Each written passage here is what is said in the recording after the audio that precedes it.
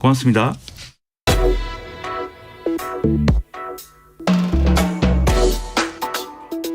더 나은 내일을 준비하는 시간.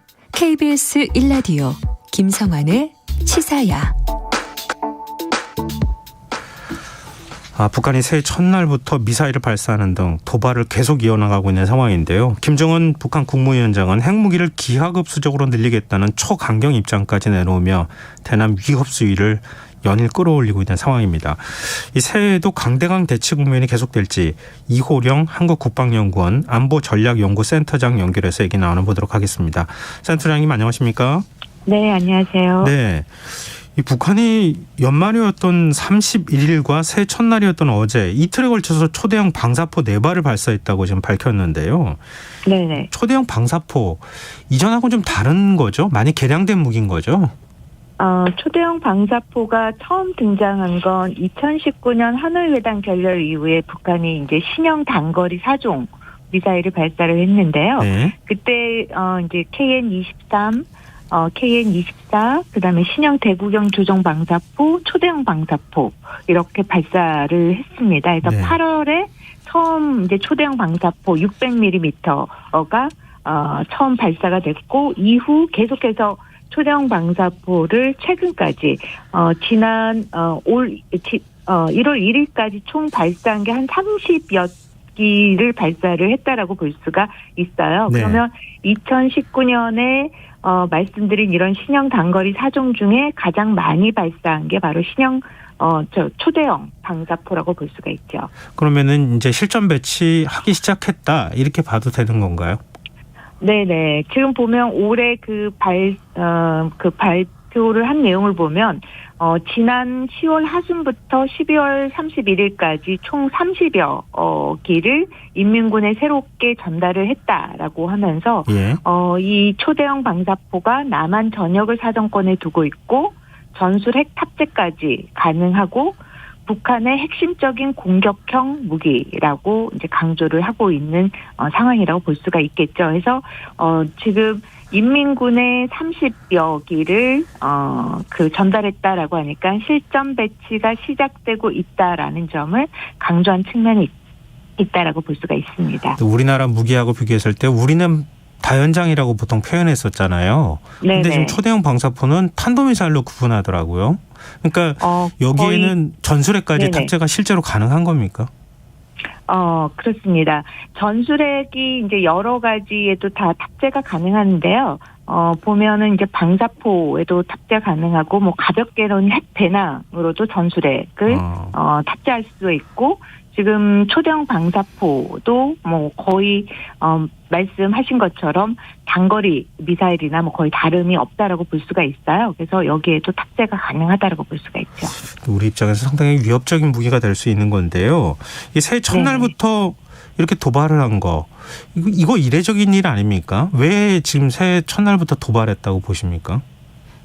보면은 작년 같은 경우에도요, 새해 별다른 대남 대미 메시지는 없었어요. 예. 전원회의 때. 예. 그런데 1월 5일날 극초음속 미사일 발사를 했었고요. 예. 그다음에 올해 같은 경우에는 지금 이 초대형 방사포를 인민군에 전달을 했다라고 하면서 12월 31일날 3발을 쏜 거에 대해서는 초대형 방사포 30기를 부대에 인도하기 전에 성능 검열을 위한 검수 사격이다라고 했고 네. 1월 1일에 방사포 발사한 거와 관련돼서는 이미 이제 장거리 포병 군부대에서 인수된 것 중에 하나를 발사를 했다라는 점을 이야기를 한 거를 보면은 네. 앞으로 향후 이런 초대형 방사포를 계속해서 생산을 할 거고 그렇게 생산해서 주요 장거리 포병 군부대에 배치를 할 것이다라는 점을 좀 과시하기 위한 그러한 어떻게 보면 메시지의 성격이 컸다라고 볼 수가 있는 거죠. 네, 노동당 중앙위원회 전원회의를 마치면서 김정은 국무위원장이 일종의 핵 위협을 했다 이렇게 볼 수 있는 발언하지 않았습니까? 네네. 이 발언들 어떻게 보십니까? 지금 무제한으로 핵무기를 늘리라는 핵탄을 늘리라는 식으로 발언을 했잖아요. 네네. 이렇게 보면은 우리에 대해서 이제 명백한 적으로 이제 규정을 한 부분이 굉장히 강조가 되어져 있고 예. 또 이 도발 수위와 관련돼서는 보면 국방력 강화와 관련돼서 4대 목표를 제시를 했는데 이 중에 보면은 핵 독트린 차원에서 작년 9월에 핵무력 정책법을 발표를 하지 않았습니까? 네. 그거와 관련돼서 억제뿐만 아니라 제2의 사명을 강조를 하고 있는데 그거는 핵 무기를 사용하겠다라는 공격력 부분을 다시 재확인을 해준 거라고 볼 수가 있고요. 네. 그다음에 두 번째로는 고체 연료의 ICBM의 개발을 박차를 가하겠다라는 그 점하고 그다음에 세 번째로는 전술핵을 대남 대적 행동의 핵심 수단으로 제시를 했다라는 점이죠.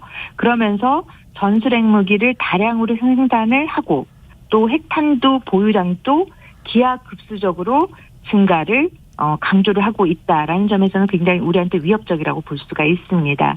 그리고 또 하나는 국가 우주개발국이 지금 마감 단계에 있는 정찰위성 또 운반 발사체 준비 사업을 하고 있는 마지막 단계라고 하면서 최단 기간 내 첫 군사 위성을 발사를 하겠다. 그러면서 지난번에 고체 연료를 발사를 하면서 4월에 발사 실험이 있을 것이다라고 예고를 한 그런 상황이라고 볼 수가 있습니다. 네, 전반적인 발언의 맥락을 다 이렇게 설명을 해주셨는데요. 가장 주목해야 될 메시지가 어떤 거라고 보십니까?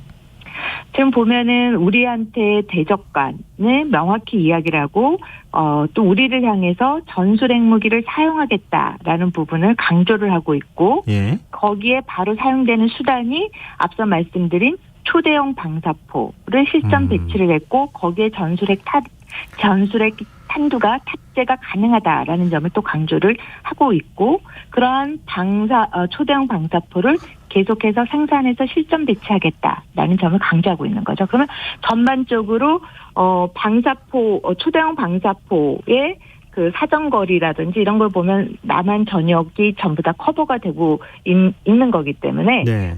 굉장히 위협적이라고 볼 수가 있겠죠. 전술핵과 관련돼서 남한에 대한 어떻게 보면은 전역에 대한 위협을 고조화시키는데 강조점을 두고 있다라는 점을 알 수가 있습니다. 지금 기하급수적으로 핵탄을 늘리라고 얘기를 하는데 이렇게 말하는 네. 곳은 어디서든 찾아보기가 어려운 거 아닌가 싶은데요. 네네. 기하급수적으로 늘리라고 하는 게 대체 얼마나 늘린다는 얘기인지 계속 네. 생산하겠다는 것인지 네네. 핵무기를 아무리 전술핵이라 하더라도 네네. 몇 기만 갖고 있어도 지금 국제적으로 굉장히 문제가 될 텐데 지금 북한은 어느 정도 보유하고 있고 얼마나 늘리겠다는 얘기입니까? 근데 보통 북한의 핵무기 개수와 관련돼서 학자들이나 또 주요 외국의 그 기관이라든지 핵과학 그 단체에서 발표하는 숫자들이 조금씩 다 틀려요. 예. 그러면 핵물질의 보유량과 핵무기 개수를 개수는 완전히 이제 다른 거죠. 핵무기를 만드는 기술이 얼마만큼 발전했느냐에 따라서 핵물질을 적게 사용할 수가 있고, 핵무기 그 탄두의 제조 기술이 보다 더 좀 덜 발전했다면 핵물질이 더 많이 들어간다든지, 그래서 핵물질의 그 증가량 이꼬르 핵탄두 개수의 그 증대가 같은 수준으로 이렇게 높게 증대한다라고 볼 수는 없는 거예요. 예. 그래서 그럼에도 불구하고 대충 공통점이 보면 한 16기에서 60기 사이 정도로 추정을 하고 있어요. 근데 보면 우리가 북한의 재농축 시설이라든지 또 우라늄 탄에 사용되는 재농축 물질의 양이 또 명확하게 탐지되는 데가 있고 탐지를 알 수 없는 곳에 또 재농축 시설을 있다라고 본다면 네. 거기에 대해서 오차가 발생하고 거기에 따른 또 핵탄두의 개수가 또 변화될 수가 있기 때문에 그냥 추정 정도로 그 정도 분량을 생각을 하고 있는 거죠.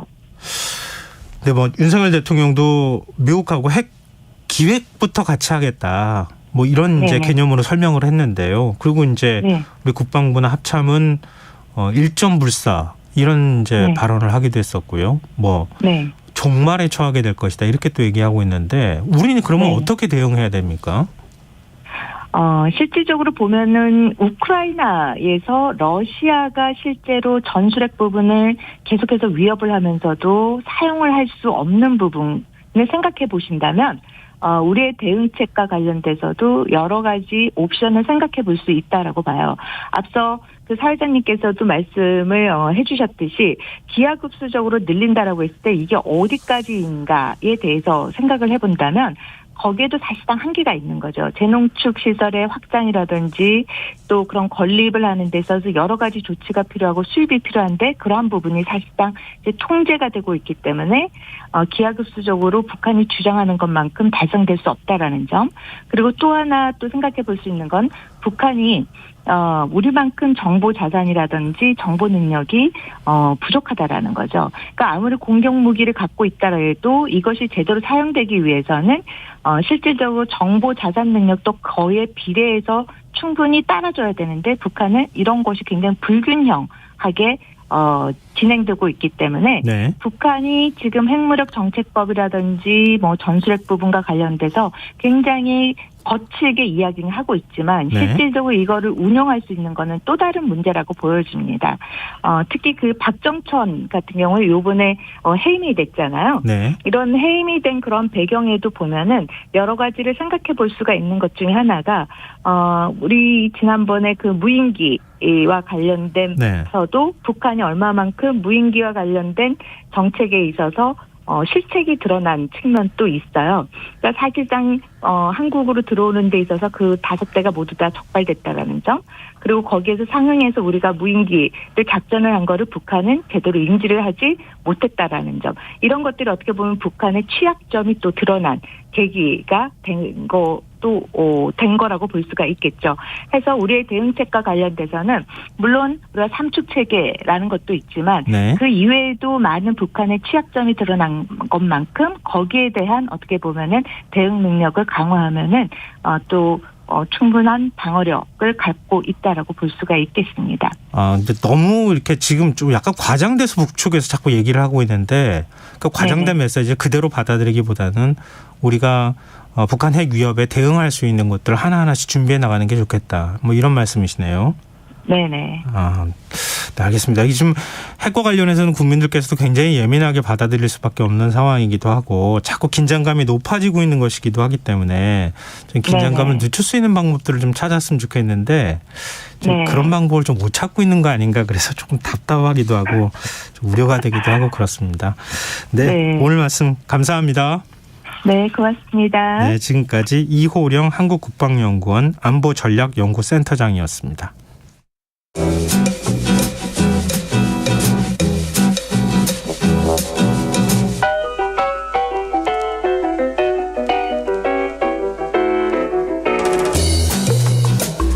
인류는 어떻게 문명을 건설했을까요? 실용서부터 경제, 경영, 인문학까지 실생활에 도움이 되는 책 함께 읽어보는 시간입니다. 듣고만 있어도 똑똑해지는